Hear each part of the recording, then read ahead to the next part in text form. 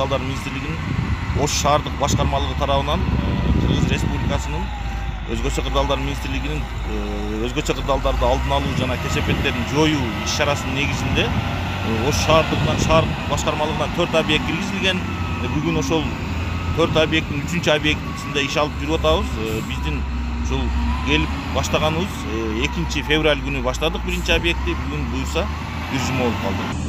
Азыркы ушул Ош шаарынын ирригатор көчөсүндөгү сел тосуучу тосмонун иш-чарасы бүтсө, азыр ушул иш-чара бүтсө, 32 турак үй корголот, 2 ички чарбалык жол корголот. Андан сырткары бул айылында Учар айылы калып, Кара Суу районуна караган Ош облусунун Кара Суу районуна ал жактагы ушул иш-чаранын негизинде корголот. Себеп дегенде бул акыркы 10 жылдыкта бул жерде вообще механизм гасиска жүргөн эмес.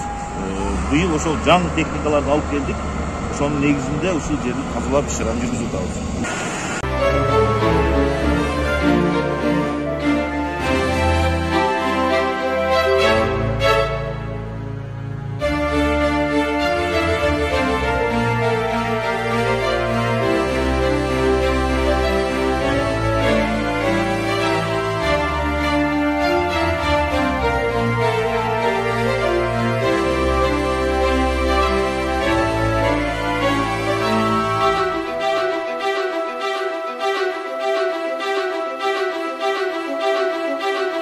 Учурдан пайдаланып, өзгөчө кырдаалдар министрлигинин жетекчилигине, өзгөчө кырдаалдар министри Бообек Эргешевичке өзүмдүн ыраазычылыгым, өзүмдүн атыман, Ош шаардык башкармалыгынын атынан ыраазычылык билдирип кетем. Себеби дегенде ушундай жаңы техникалар келди, ишибиз алдыга жүрүшүүдө.